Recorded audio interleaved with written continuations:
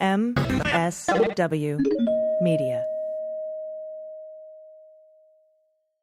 Thanks to HelloFresh for supporting our show. Go to HelloFresh.com/dailybeans16 and use code dailybeans16 for 16 free meals plus free shipping. And thanks to Storyworth for supporting the Daily Beans. Give all the dads in your life a meaningful gift you'll both cherish for years. Go to Storyworth.com/dailybeans to get $10 off your first purchase. With swearing. Daily Beans, Daily Beans. Daily Beans, Daily Beans. Hello and welcome to the Daily Beans for Wednesday, May 24th, 2023. Today, Donald Trump appeared in a Manhattan courtroom virtually to get schooled on the protective order over evidence. E. Jean Carroll will sue Donald Trump again for defamation over his comments during the CNN town hall. Pudding Fingers and Elmo Mush will announce the DeSantis candidacy on Twitter tonight. Indicted Texas Attorney General Ken Paxton calls for the resignation of the Republican Texas Speaker of the House for being drunk on the floor, and Harlan Crow refuses to cooperate with Democrats. I'm Allison Gill. And I'm Dana Goldberg. Hey, Dana, how are you? I am good, AG. I am good. Middle of the week, feeling good. I mean, I don't have anything to complain about. The world burning around us, but we're making it through. We're making it through. We just got to rake the forest and then we'll be fine. So everybody, call to action. Everybody, if you have TikTok, go to TikTok, follow me at Mueller, She Wrote. I'm going to start putting out daily video hits on TikTok. It is time, as Rafiki says in The Lion King. I've been putting off doing daily video news hits for the longest time because I was like, I'm going to comb my hair and put on hard pants. I was just not into it. But now we are, the indictment summer is upon us. The season is here. So we have to start doing some analysis via video. So I'm really excited about that. Again, you can follow me on TikTok and Instagram at Mueller, She Wrote, and I'll probably be doing some YouTube stuff as well. But I just wanted to throw that out there. If you're yearning for some extra AG content, it will be there in video. And you can see what the inside of my studio looks like. Yay. So that'll be fun. There you have it. There you go. Later today in the show, I'm going to be talking with, again, my good friend, Lehigh County Controller Mark Pinsley in the Keep It Blue segment. And real quick, before we get into the news, DeSantis and Elon Musk. What could possibly go wrong? That's what's happening. Everything could possibly go wrong. I mean, are they going to talk about free speech absolutism while also banning books and not teaching history and threatening the lives of LGBTQ plus and transgender kids in the state? I mean, like, what are they going to talk about? It's going to be, I mean, besides, Pudding Fingers running for president. Also, these are two of the most uncharismatic people I could possibly imagine having a conversation. Yeah, it's going to be full of long pauses. And pregnant pauses, which must be carried to term. I just want to let them know. Absolutely, even if it damages the life of the interview. Yeah, or my eyes. Oy. So, I'm not going to watch it. I don't recommend anybody watch it. You'll get, trust me, you'll get the clips that you need to get. But that's happening tonight, Wednesday night. I think 3 p.m. Pacific, 6 p.m. Eastern. I don't know. It's whatever. I'm not going to be there on Twitter Spaces to watch that announcement. What a weird, you know what? Laura Loomer, right? Republican weirdo. Oh, yeah. Wackadoo. She puts up on Twitter that the first event, if you want to protest Ron DeSantis, she says, the first event is going to be at, get ready, the Four Seasons, Miami. Stop it. Oh my God, you would have thought they would learn their lesson. But ooh, what could go wrong? All right. So anyway, he's got a 0% chance of winning anything. So I don't really care, but just thought I'd put that out there because I know that some of the clips are going to make news, whatever they talk about. Anyway, We have actual news to get to. So let's do it. Let's hit the hot notes. Hot notes. All right, first up from Ben Weiser at The Times. E. Jean Carroll. We talked about this briefly yesterday. I wanted to go in more depth today. This month, she won $5 million in damages from the former guy. She's now seeking very substantial additional amounts in response to his insults on a CNN town hall just a day after she won her sexual abuse and defamation case. Carol's filing Monday in Manhattan federal court seeks to intensify the financial pain for Donald. The jury in her civil case found him liable on May 9th for sexual abuse and defamation. It ordered him to pay Miss Carol, a former advice columnist and fixture in Manhattan media circles and very good friend of ours, $2 million for the sexual abuse and $3 million for the defamation. Monday's filing came in a separate defamation lawsuit that Carol filed in 2019, known as Carol 1, against Trump, which is before the same judge who presided over the civil trial, Carol 2. That first case stemmed from comments Trump made when he was president, shortly after Carol said he'd raped her in a Manhattan department store in the mid-90s. The suit has been sidetracked by appeals and is still pending. In a separate letter to the judge, Carol's lawyer, Robbie Kaplan, revealed with little elaboration that Trump has threatened to sue Miss Carol in retaliation and possibly seek sanctions. On May 10th, Trump, who is seeking to regain the presidency, went on CNN, we know, on their town hall, and echoed his earlier denials, calling Carol's account fake and made up. Despite a photograph showing them together, he claimed again he'd never met Carol in '79 and called her a whack job and thought that she was Marla Maples, his wife, and said the civil trial was a rigged deal. Whatever. I guess if you know a rigged deal, you know one. Monday's court filing argues that Trump's statements, quote, show the depth of his malice toward E. Jean Carroll, since it is hard to imagine defamatory conduct that could possibly be more motivated by hatred, ill will, or spite, unquote. Ms. Carroll, in an extensive interview with The Times 2 days after the verdict, said Trump's CNN comments were just stupid. It was disgusting, vile, foul, and it wounds people. And that's something that's incredible about E. Jean. She didn't say it wounded me. She said it wounds people. Her filing asked the judge, Lewis Kaplan, no relation to Robbie Kaplan, her lawyer, to let her revise the 2019 Carol 1 defamation suit to include the fact of the verdict, as well as Trump's post-verdict statements on CNN and others he made about Carol on Truth Social. He keeps saying the same shit. Oh, it's a beautiful thing, though, that he won't shut the fuck up. Yeah, and like I said, because these two suits can be hard to distinguish, they're sometimes referred to as Carol 1, which is the 2019 lawsuit, the shit that he said when he was president, and now the shit that he said on CNN Town Hall, and then Carol 2, which is the 2022 suit that she won $5 million in. It was the trial of Carol 2 that ended this month. That's basically the difference there. The jury did not find Trump liable for raping Miss Carol, but did find him liable for defamation and sexual abuse.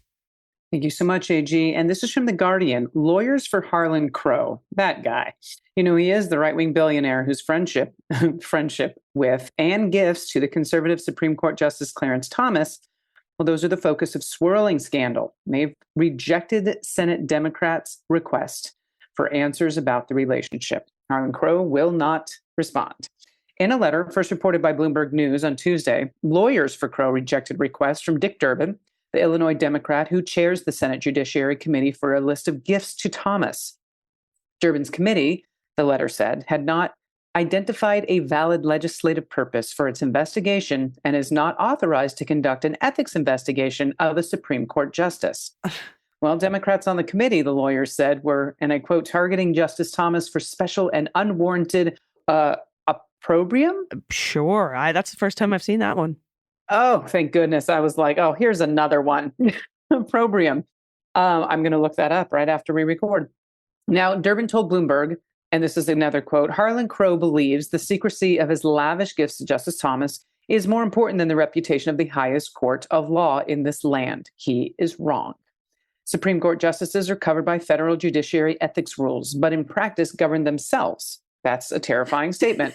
You're like, am I reading that right? Let me wait. I did. I was like, wait, did I pronounce that correctly? They govern themselves? That doesn't look right. They govern themselves? Yeah, they fucking do. And there's a check. It's called the fucking Judiciary Committee. So for Harlan Crow to say, oh, I don't understand why the Senate Judiciary Committee wants to get all judiciary up in this joint, because it's their fucking job. The clue is in the name, sir. It's like a killer whale. Don't be surprised when it eats somebody. All right. John Roberts, as we know, the Chief Justice, he's declined to cooperate with attempts to investigate Thomas and Crow. Thomas's relationship with the Republican megadonor and his failure to declare many gifts has long been known. But last month, the nonprofit news, that site ProPublica, ProPublica released, you would think I was drinking today's episode, and I'm not. No, but wait until we get to the Texas Speaker of the House. That's different. Oh, that was a good video. I cannot wait, y'all. There's a little joy in the hot notes. However, let me get through the story. But last month, the nonprofit news site ProPublica released a series of bombshell reports. It said Thomas took and failed to declare gifts, including luxury travel and stays at properties owned by Crow. That Crow bought, by the way, he bought property from Thomas, in which Thomas's mother now lives rent-free, sketchy as fuck, and that Crow paid for private schooling for Thomas's great nephew, who, as the justice has said, he raised, quote, as his son. So technically, that's how Clarence Thomas sees this kid, as a son, and Harlow's paying for his education in a private school. Observers said Thomas had clearly broken the law. Thomas said he did not declare gifts from Crow because he had been advised he did not have to, but would do so in the future. Okay, I guess the advice has changed. I don't know. Now, Crow said, I know, he never discussed politics or business before the court with Thomas or his wife, the far-right activist Ginny Thomas. I call bullshit on all of that, by the way. Yeah, in an interview published by The Atlantic on Monday, he gave a tour of his collection of sculptures of dictators, but declined to answer detailed questions about Thomas specifically. And this is a quote: "It would be absurd to me to talk to Justice Thomas about Supreme Court cases because that's not my world," Crow said. My world is Nazi paraphernalia. That's my world. I know. Hell, look at this wall. That's terrifying. And he went on to say, "We talk about life. We're two guys who are the same age and grew up in the same era. We share a love of Motown." Motown. That's that quote got me going. Mm. And I just like to give him a lot of gifts and take care of him financially, but I've never talked to him about the court cases. Fuck off. Crow has already rebuffed the Senate Finance Committee, which also saw a list of gifts. Earlier this month, the chair of that panel, the Oregon Democrat Ron Wyden, indicated he could seek to compel cooperation. And he said the bottom line is that nobody can expect to get away with waving off Finance Committee oversight, no matter how wealthy or well-connected they may be. And that was from Wyden. The Judiciary Committee could also issue a subpoena, a tool it could not use as the Thomas scandal first billowed into public, given the absence of Dianne Feinstein, as she was kept away from Washington when she was ill. However, Feinstein has now returned to work restoring Democrats' working majority. Thank you. Any battle with Crow will be played for high stakes. In their letter to Durbin, the billionaire's lawyer claimed Congress itself, and I quote, does not have the constitutional power to impose ethics rules and standards on Supreme Court. Doing so would violate basic separation of powers and principles. Not allowing them to, by the way, would also completely get rid of checks and balances. Yes. So fuck all the way off on that too. Yeah. What do you think the Senate Judiciary Committee? You know what? Never mind. I'm done. I know. God damn it. God damn it. Maybe if he had a copy of the Constitution instead of Nazi China on your wall and Hitler's teapot, maybe we'd get a little further along in this discussion with Mr. Crow. Good Lord. All right. Next up from NBC News, former President Trump made a virtual appearance in a New York criminal court on Tuesday for the first time since pleading not guilty last month to 34 felony counts of falsifying business records. A stern-looking Trump appeared before Judge Juan Merchan on video to hear the terms of a protective order barring him from publicly disclosing evidence, which the Manhattan District Attorney's Office will be turning over to his lawyers in the hush money payments case as part of discovery. It's called disclosure, you dickhead. Trump. Sorry, I can't. I love My Cousin Vinny. I watch it. Whenever it's on, I watch it. I just do. I have to. Trump, whose in-person arraignment in the same courthouse last month came with massive security precautions and paralyzed operations there for the day, appeared virtually from Florida with lawyer Todd Blanche at his side. Merchan also set a trial date. Dana, the case will go on trial March 25th, 2024. And he said that date is immovable. It will not change. That is when the fucking thing is happening, March 25th, 2024. At least 25 states, by the way, will have already held their presidential primary contests based on the current scheduled dates. Oh, my God. Asked by the judge if he had a copy of the order, Trump said, yes, sir, and acknowledged he'd reviewed it with his lawyer. Blanche, Trump's lawyer, told Merchan that Trump is a leading contender in the presidential race and is concerned his First Amendment rights are being violated. And by the way, the lawyer was like, I'm not concerned, Your Honor. Trump is concerned that his First Amendment rights are being violated. Merchan said the directive is not a gag order. This is not a gag order. It is a protective order over evidence and discovery. It happens all the fucking time. And it should not interfere with his ability to run for office. Quote, he's free to campaign and do anything he does. It doesn't violate this order, the judge said. Blanche said his client understands he needs to comply with the order. Trump complained about the protective order and the trial date on his social media website, True Social, right after the fucking hearing. Quote, just had a New York County Supreme Court hearing where I believe my First Amendment rights, freedom of speech, have been violated, and they forced upon us a trial date. If anyone knows about forcing themselves upon someone, it's Donald Trump. A trial date, grabbed him by the pussy.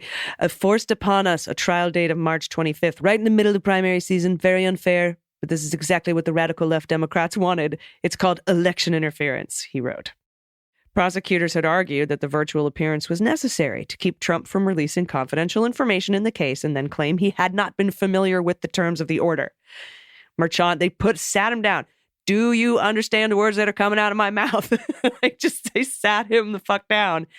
Then asked the lawyer, did he read it? Yes. Does he understand it? Yes. Do you understand it? Yes. Do you? Okay, great. Merchan ruled largely in the DA's favor on the issue earlier this month when asked for the protective order.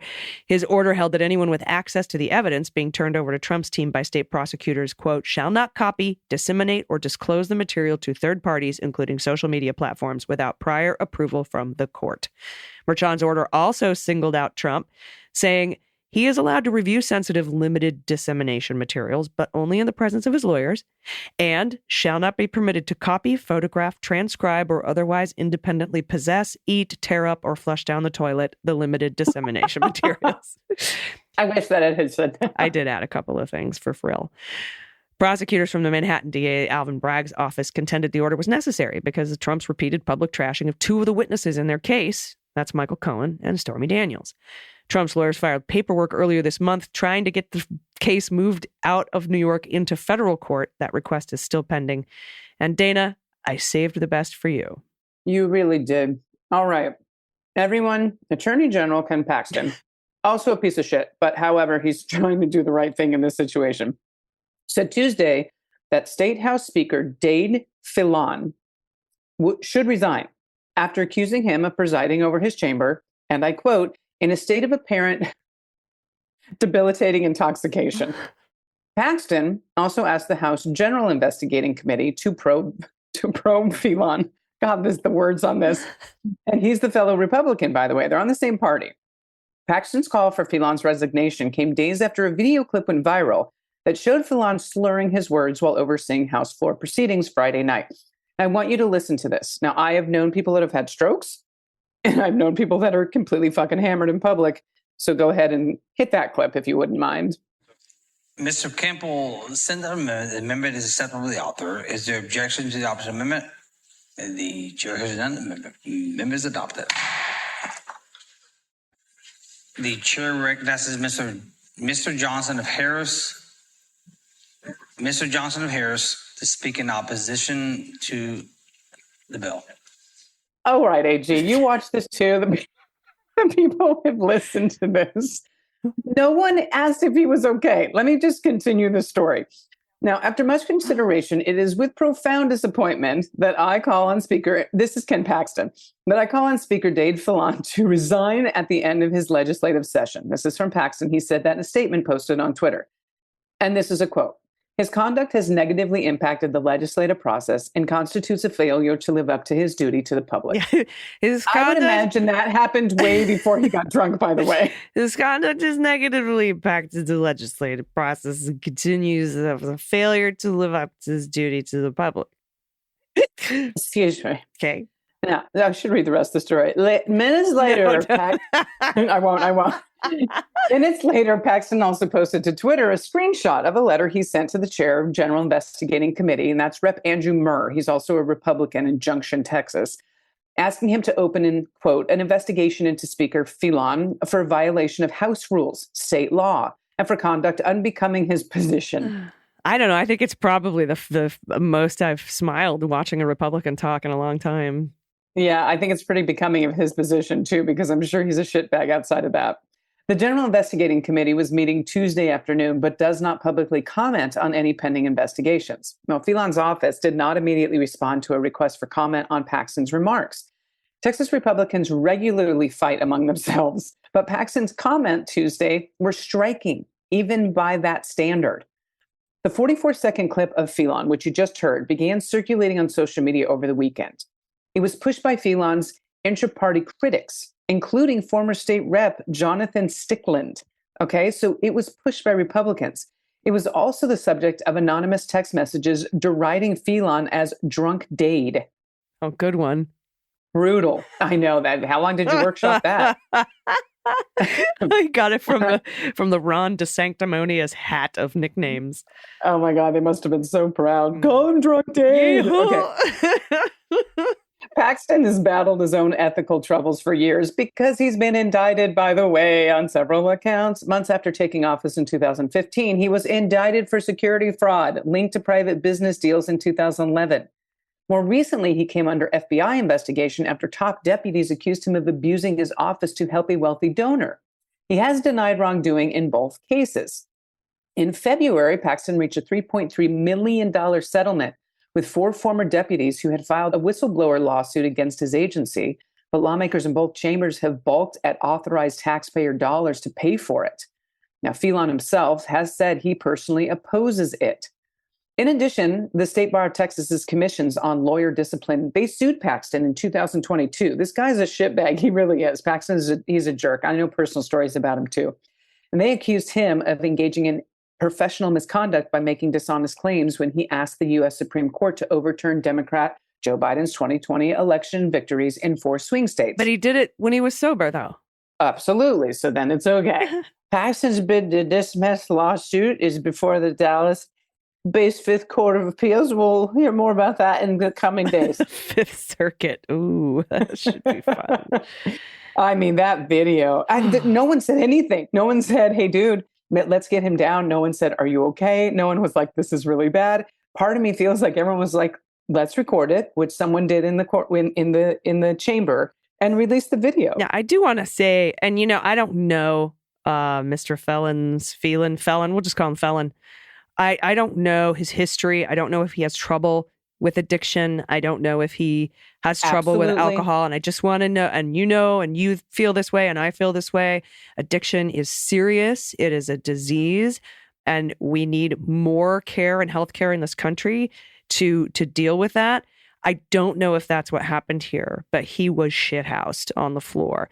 So I just want to say, I know that we're laughing a little bit at him just being completely drunk. It just seems like frat boy drunk to me. But I do want to say, and I know you agree, Dana, and this should go without saying, that we do take addiction very seriously. 100%. And as you're saying that, and I'm thinking about this clip, like, I can't imagine he was with someone and they let him go to work like that. Did this happen in privacy? Was it in his office? Are you right that this has to do with an addiction?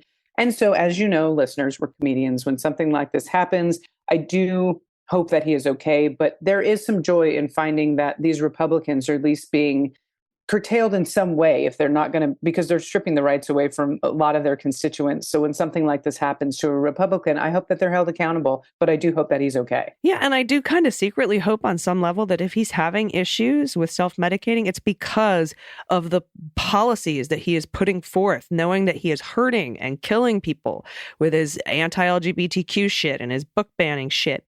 I don't know. I don't know anything personally about him. I do hope if he has a problem that he is able to get help. I know that Governor Greg Abbott slashed healthcare, for these kinds of issues in Texas. So, but I hope at least maybe as a speaker or as a member of the House that he has some sort of a program if he needs the assistance that he can get with. I hope so too, but I would imagine if it was that, and I don't know, it's like I said, I'm just speculating that Ken Paxton, if he really is upset that he has to do this, would end some sort of statement with, and we hope that, the speaker gets the help that he needs and that we can support him in doing so and getting healthy. Republicans aren't going to do that. They don't give a shit. Right. But that's my point is like, otherwise you're just making him look like a drunk. You would think that they would actually cover his ass if they cared about him, but it's in party fighting that is actually released in this video. Yeah, and a lot of it has to do with the plain, simple fact that this Speaker of the House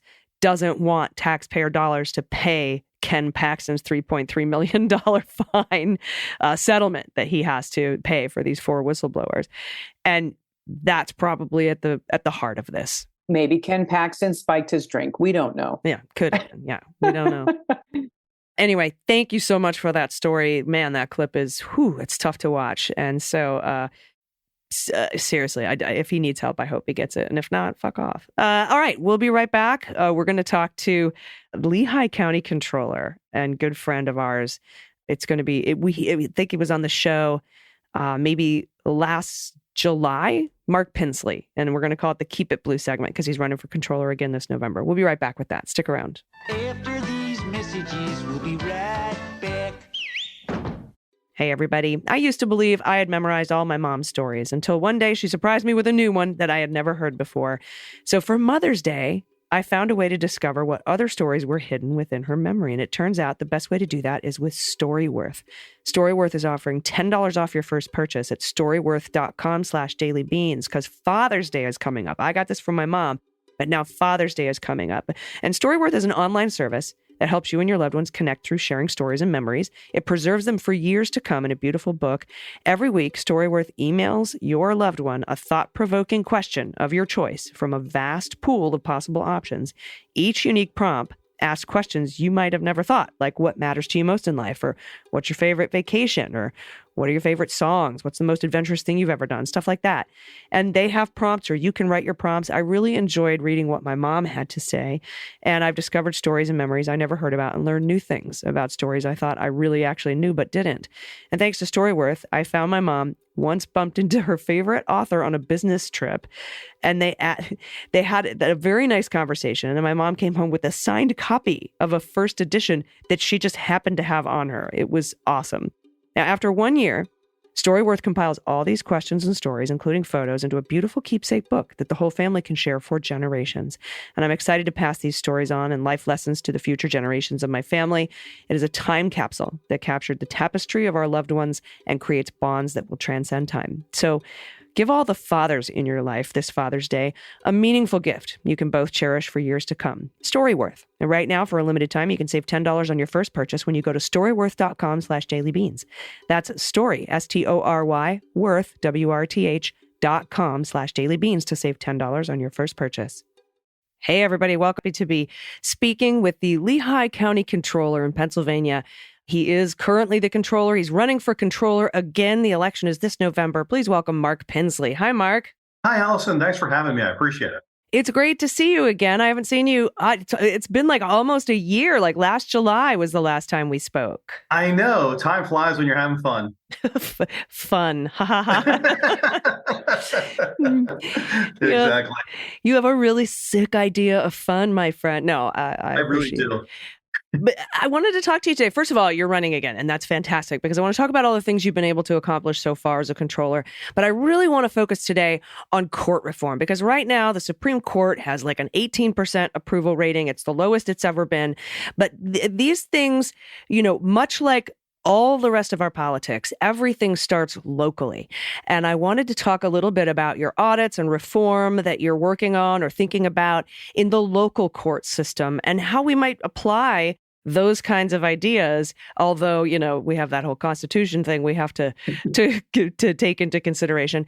How are we going to apply that to our national court system, our national politics, and maybe expanding the federal bench, maybe expanding the Supreme Court bench, or even at least just having some ethics rules in place would be nice. So talk a little bit about what you're doing in Lehigh County. Yeah. And so let me say, too, to your point, like one of the things that ends up happening is, if the Supreme Court doesn't think that it has to be transparent and ethical, that transfers down to lower courts. And so lower courts come in a variety of manners, right? So we have them at the state level. We also have them at the county level. So we have county courts, we have district courts, we have magisterial district courts.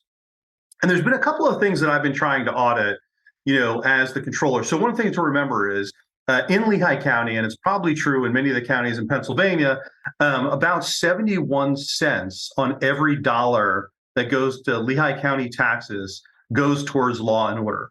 So 71 cents of your taxes are going towards law and order. So it makes it important. It also makes it someplace that I'm focused, right? Because I'm going to go where the lot of money is versus where a little money is. And so some of the things that we had focused on, for example, was bail. We had taken a look to see like how we're doing in bail, and there was nothing really unexpected there. We're doing just as bad as everyone else, right? So we do ask for cash bail, and people who, some people get locked up simply because they don't have the money. And I don't think anybody should lose liberty because they don't have money.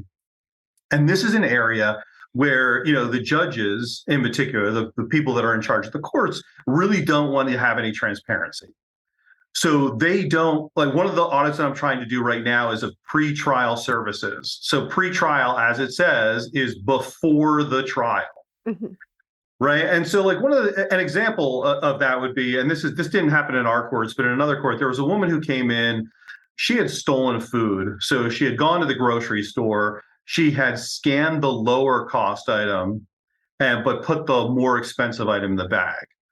And when she left, they arrested her. And it was for about $18 worth of stolen goods. She ended up getting a $5,000 bail, which is $500 cash. Which she didn't have to pay for food. So she's now stuck in jail until she has a trial or until somebody let her out. And in this case, she was stuck in there for several months. Mm. And these are the kinds of things I'm fighting. And these are the kinds of things that like the judges don't really want you to have access to. What is pretrial doing? How are they going about their business? My gosh. Yeah. The criminalization of poverty is pretty rampant. And we hear those kinds of stories all over the country in district courts and county courts, magistrate courts. And let's just think about what the taxpayers have to pay to keep her in jail every day. Absolutely. Until her trial. It's ridiculous. And I'm glad that you're looking into that and auditing it because you've been successful in a lot of other audits as well. Let's talk about the healthcare audit and how much money you save taxpayers there. Yeah, we ended up saving $3 million in the healthcare audit. So what we ended up finding was in the pharmacy side in particular. So we spend about $30 million in healthcare. $7 million of that was on pharmacy related goods on behalf of our employees. We took that $7 million down to $4 million, saving $3 million. And this was all just waste. It wasn't like anybody's getting different medication. It wasn't like they have to go somewhere new. The only thing that changed was their card. Yeah, 21% to 12%. If I'm doing the math right in my head, you almost halved it. Yeah, so this was just 40%. So it was 7 million down to 4 million. So we had 30 million in total. So yeah, 40% savings. It's a lot. And now we're looking we had also looked on the medical side. So meaning when you go to the hospital, and this literally just happened to me. So I went to the hospital. I had a foot X-ray done, and I should know better because I just did this freaking audit. Right. It was the best X-ray I ever had because I was in and out in 3 minutes. I hate waiting in line. And then 2 weeks later, I got the bill and then I was a little less happy. Yeah. So the 3 pictures of my foot cost $850. Yeah. I looked it up then and I said, well, what if I didn't and the insurance company did cover 600 of it. I had to pay $250. I looked up, what if I didn't have any insurance? At that particular hospital, it would have cost me $600 instead of $850 if I had no insurance. I looked at another hospital that was 4 miles away. It would have been $99. Wow. And so the disparity there, what's being done about that? And so that's one of the things that we found. We found about out of the 23 million remaining of the 30 million, I think there's another $4 million we can save. But it requires we're going to have to go talk to the insurance company. We're going to have to go talk to the hospitals, and we're going to have to negotiate. And a lot of that is really trying to understand which hospitals charge more for which procedures and really understanding that. Like one of the things that I found up here, we have a hospital called St. Luke's.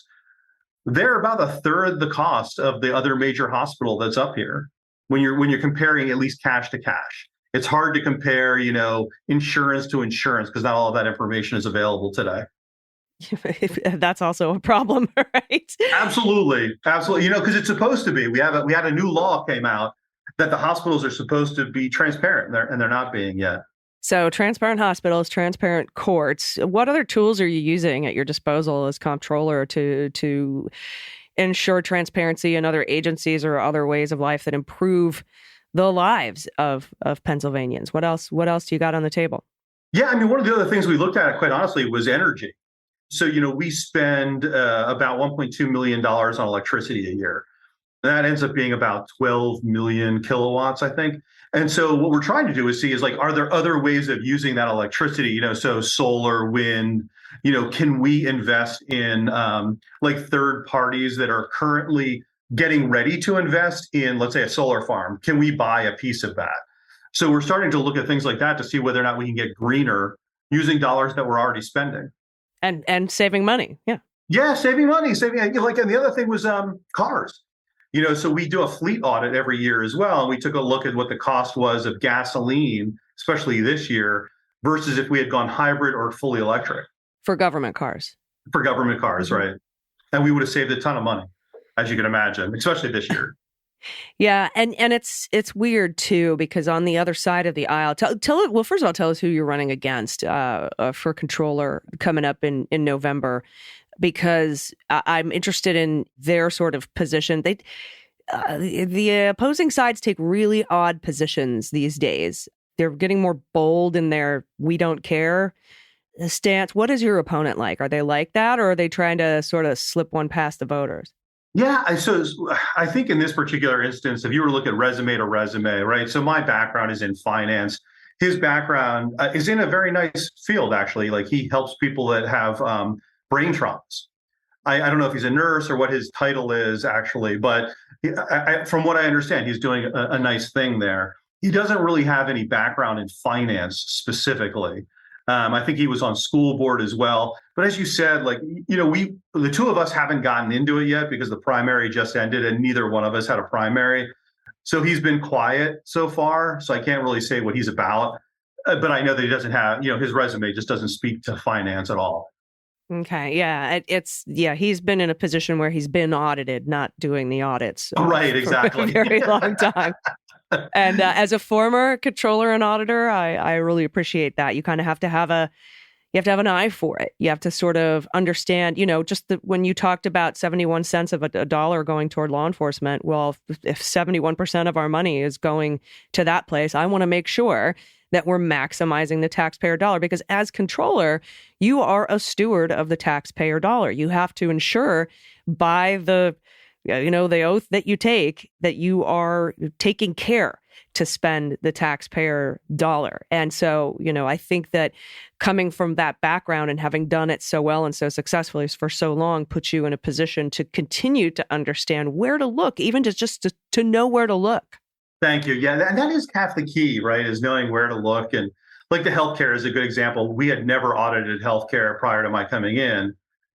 But, as a small business owner, I knew there's money in them hills. Yeah. And there's so much fraud out there. And by the way, the fraud is 99.9% of the time perpetrated by the rich people, not the people who are on the programs. We see it time and time again. I saw it when I was auditing some of the, I can't talk about it too much, but government spending on government healthcare. Yep. And we had a lot of doctors who were charging $980 for a $14 breast pump. And, we just see that kind of thing all the time. And because there's only 3 people who are auditing the whole United States, it often goes right under the radar. But knowing where to look, understanding those spreadsheets, putting them up on your 3 monitors and being able to see, oh, this is maybe where I need to go hunt down some fraud or at least wasteful spending, I think is truly key to being an optimal steward of the taxpayer dollar and to being a great controller, which is what you do for Lehigh County. So can you tell everybody, because everybody needs to support your campaign, where they can find you and follow you?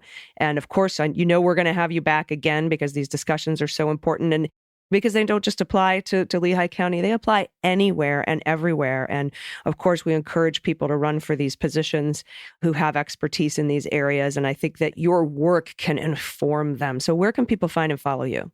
Yeah, if you go to votemarkpinsley.com, that's the easiest place to find me. It has a way to give me some money if you'd like. It certainly has ways to reach out to me and I will get back to you.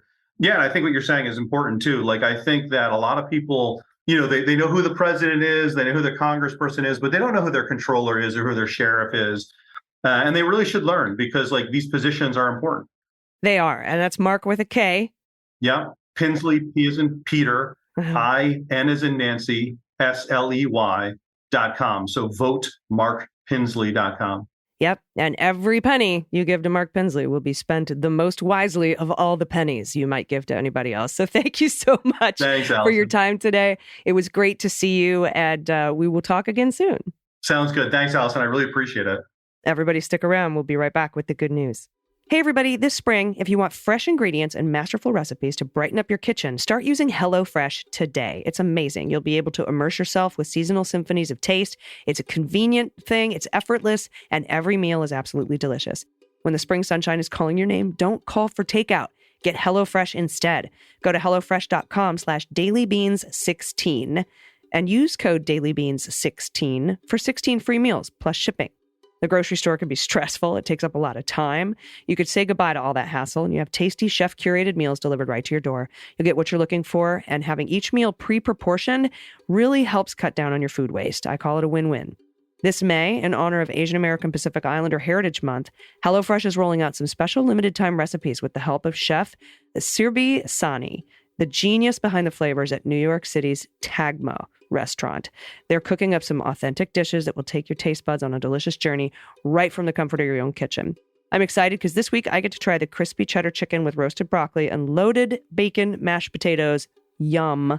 It looks phenomenal. Chicken, broccoli, and cheesy potatoes. I am in. So go to HelloFresh.com/dailybeans16. That's dailybeans16 and use code dailybeans16 for 16 free meals plus free shipping. You'll be glad you did. Hey everybody, it's AG, and I want to check in with y'all about Netroots Nation. You might remember I mentioned last month I'm excited to be going to Chicago July 13th through the 15th for Netroots Nation. This is the largest gathering of progressive activists in the country. It happens every year in a different place, and this year it's in the fantastic city of Chicago, one of my favorite places, and you should come too. Netroots Nation is part learning about issues, part skills building, part rallying the folks who do the work, and part fun. Some people come for their jobs. Lots of people come because they just care a lot about what citizens can contribute to politics. For everybody there, it's eye-opening, inspiring, and a chance to connect. The organizers just announced the agenda of training sessions to help you be more effective in the activism you do. You should check it out. It's at the Netroots Nation website, which is netrootsnation.org. There's one on relational organizing that I think might appeal to Beans listeners. You know, vote blue and take someone with you. Sound familiar? There'll be broadcasters and podcasters set up at Media Row where I'll be and at the convention, and maybe we'll run into each other there. I'll probably be doing some interviews with folks that I meet. I know it'll be great. I'll update you on planning for Netroots as we get closer, including info about keynote speakers. And remember, Netroots Nation organizers have given us a discount code. Just enter promo code DailyBeans, all one word, to get 10% off the price of your ticket. They've got a discounted hotel block too, so go to netrootsnation.org and register so that we know you're coming. Everybody, welcome back. It's time for good news. Who likes good news? Everyone? Then good news, everyone.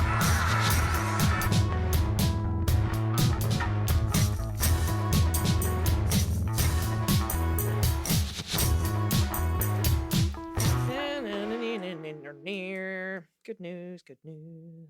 And if you have any good news, corrections, confessions, or if you want to play What the Mutt or give a shout out to a local business in your area, if you don't have pod pet tax, that's okay. You can share an adoptable pet in your area if you want to give a shout out to somebody you love, or tell us about your small business or your hobby or your happy place or a whoopee story or shit kids say. Anything you want to send us, you can do it at dailybeanspod.com and click on contact. And again, Dana, my good news is my TikTok is back. Go follow me on TikTok if you aren't already, at Mueller She Wrote, and also on Instagram at Mueller She Wrote. You're going to start seeing my face. I love it. I want to see your face. And I'll be talking with my mouth. And we'll be talking about the summer of indictments, which is upon us. All right. First up from Anonymous, pronouns she and her. Hello, ladies et al. This is just a feel-good post about my patio flowers. My happy place is endangered due to new managers, but I say fuck them. My garden brings fucking joy to me and other residents, and I'm not moving it, LOL. I Good for you. It's gorgeous. Blame you. That is so cute. I love the bricks.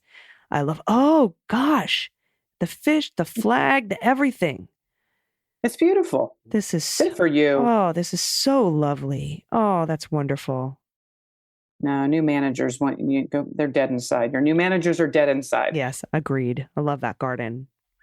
All right, this next one, thank you. This next one's from Anonymous, pronouns he and him. Hello, AG and DG. I listen to every show, and it's been a daily respite from staring blankly at the ceiling, wondering, Whiskey Tango Foxtrot, about literally everything. What the fuck? I wanted to shout out State Senator, I hope I'm saying this right, Michaela Kavanaugh from Nebraska for holding up the works via filibuster for 11 weeks, which sounds more impressive than saying almost 3 months, to try to stop anti-trans legislation. She even stalled bills she wanted to pass in the process, which is the epitome of selfless. I think the fact that there are good and kind people working to protect the most vulnerable qualifies as good news. Thank you for being good beans. And I agree, Anonymous, that definitely qualifies for good news. Yeah, I was watching her speaking, doing this filibustering that she's been doing for 11 weeks now. And, you know, she said something so profound that really stuck with me. She's like, you all are here because you want to pass this anti-trans legislation. I'm here because I want to protect my kid. And that means that you hate my kid more than you love to legislate or something. Like that's why they're here, is because you hate my kid more than you want to do your job. It's powerful. And it's what's crazy. It's probably not true, but they have found their wedge issue, everyone. They have found their wedge issue. They tried to do it with marriage equality. It did not catch all of that they needed to with the traction. And so this time around, they found something, and fuck, it has stuck. We've got work to do. We've got work to do. Oh, and speaking of the community, by the way, do you remember Sisters of Perpetual Indulgence was... Oh, yeah. This story's good. It started bad, but ended good. Yeah. The Dodgers have Pride Night, and the Dodgers decided to disclude the Sisters of Perpetual Indulgence because somebody was angry that maybe because they dress up as nuns, kind of. Yeah. And so... Also, technically, they're in drag. They are. I mean, if you will. They are in drag. And they're fabulous, and they do incredible charity work. Yep. I know a lot of the sisters, and they are just absolutely the best people you'll ever meet. And they have chapters across this country. It's not just Los Angeles. Yep. And so they were discluded from Pride Night. So then LA Pride pulled out of Pride Night, and so did the center, and said, fuck you. And the Dodgers said, okay, we're sorry, everybody come back. And so that was just that solidarity was amazing and awesome. And it was, I can't wait for that kind of shit to continue. And I will say, and not, this is no defense of the Dodgers, but it goes back to people being able to issue an apology. Sometimes apologies are half-assed. This one actually felt like they did what they needed to do. It did. It was a good apology. Shouldn't have happened in the first place. Agreed. But it was a good apology. From Zach, pronouns he and him. Allison and Dana, today, May 24th, is my 39th birthday. I've made it to the end of my 30s. Every year for my birthday, I encourage my social networks to donate to literary nonprofits. This year, I'd like to shout out Reading to Kids, which does exactly what their name implies. They have volunteers who read to kids at Los Angeles area schools that sign up to partner with the organization. They're currently looking for volunteers for June at readingtokids.org. June's theme is friendship and fun. Thank you for all you do. Here's the June reading list. Oh, nice. Look, Big Dog, Little Dog, Duck, Bunny Bear, Ribsy, Crenshaw. Oh, these are great. These are so great. So good. Thanks, Zach. Happy 39th birthday. You're almost there. You're almost to the 40s. Oh, my goodness. So cute. All right. I guess I'll take the next two. Next two, and you can close this out. This is from Janet, pronouns she and her. Ooh la la. I found a wooden frog orgy in Paris. Oh, you did? You did. Someone carved a wooden frog orgy. That's impressive. Yeah, that's like the driftwood, like koa wood, you know? Oh, hi. Love it. Oh my God, we might have a new game coming up. This is from Tim B, no pronouns given. My wife, rest in peace, always thought the opening lyrics were news, I swear it. And she was like, are we doubting that it's news? Anyways, you beans queens make my morning tolerable. Keep it up. The pet tax is not my picture, but I thought you would appreciate it. And I do, because it says Bean likes to be carried around in empty soda cases. And I've seen a lot of things like this of cats in boxes and them crawling in and people kind of tossing them onto pillows and things like that. So if you have any animals that are in some sort of a box or they're hiding in something in a crate, we'd love to see those too. Yes, pets in a box. Always welcome. Always. Along with frog orgies and baby pictures. All right. Thanks for that. And let's close it out. We have Jen, pronouns she and her. Hey, Beans, Scream Queens. It occurs to me that we are Dems and we are woefully behind in the conspiracy theory department. So here it goes. If you're fans of the Omen trilogy, you'll know that our little protagonist is revealed to be the devil's spawn, born of a jackal, and he has devoted millions, being a killing spree that increase. And he and his devoted minions begin a killing spree. What am I even words? And they're right. I thought it said he and his devoted millions being a killing spree. No. It is he and his devoted minions begin a killing spree that increases in the second movie, wherein Beelzebub's baby attends military school. Sound familiar? Trump. And in the third movie, he rises to political power, bigger body count, bigger cult following. I won't spoil the ending, but I will mention that Satan's Nepo baby, Damien Thorne, has the exact same initials as Donald Trump. Oh. Gag noise. There you go. So there you have it, folks. Donald Trump is the Antichrist. Eat your heart out, Dan Brown and that QAnon guy. Unfortunately, it also occurs to me that this will only bolster his popularity. He'll be seen as a fallen angel, a flawed yet powerful sinner who has a shady past but is now making up for it all in everything he does. Keep calm and conspiracy on. Pet tax, ancient picture of my Abyssinian tabby, who always pulled a Michigan J frog when I got the camera out, except in this photo. Can you find the second cat? Yes, look there. There's a second kitty in the background, top right. And a Michigan J frog, by the way, in case you didn't know, is the hello, my baby, hello, my honey, hello, my ragtime gal, send me a kiss by wire, baby, my I know heart's who on Michigan J fire. Frog is. Maybe refuse me. Hey, G, I think the second cat in this picture is actually the cat's reflection. Oh, I thought there was a You cat see- up in the top right corner with the black spot on. Nope, that's toilet paper. Okay. I thought I was Oh, God. No. Okay. All right. Moving on. I thought I was special. No, I'm not. No. The reflection. Very clever, Jen. Thank you. Very clever indeed. And also, you are adorable, my co-host. Sometimes, some days. And then other Sometimes days. you're just pretty. Some days I'm just pretty. Sometimes just hot girl summer, you know? That's right. Which is what I'm calling indictment summer. Again. And I've never had a smart girl summer. Tick- Had a hot girl summer. Everybody TikTok it up at Mueller She Wrote, please. And Instagram, please. Even if you don't, just go follow. I just need to like boost it up. Yeah, I've also been putting up new clips on Instagram. So if you like to see little snippets of my comedy, and I hope you will, I've learned to start putting those up on Instagram. So go follow me there. It's at DG Comedy. Sometimes there's pictures of my life and my stories, but I'm starting to get some traction with the videos. So we're going to do that. Hells yeah. All right, cool. All right. We're going to see you Thursday. Are you, I can't remember the next day you're traveling, my friend. So I will be gone and out of your ears tomorrow, but I will be back in your ears Friday. All right. I will be in your ears. I'll see if I can get a fun co-host or something weird. I don't know. Maybe just have the cat next to me so you can hear. A fun co-host instead of the shit we've been dealing with for the last 2 years. Right? As I point my thumb over to the screen. Hope we can get a fun co-host. I don't know what this lump of coal is. I don't even know what that meant. We should probably close out the show. Yeah. When we start saying lump of coal, I'm that means I'm 5 seconds away from saying God bless it, which I never say. So I'll be back in your ears tomorrow. And until then, please take care of yourselves. Take care of each other. Take care of your mental health. Take care of the planet. Vote blue over Q. Take someone with you. I've been HE. And I've been DG. And them's the beans.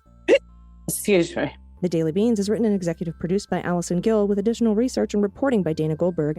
Sound design and editing is by Desiree McFarlane, with art and web design by Joelle Reeder with Moxie Design Studios.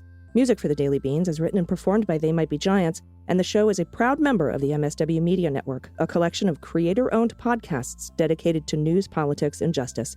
For more information, please visit mswmedia.com. MSW Media.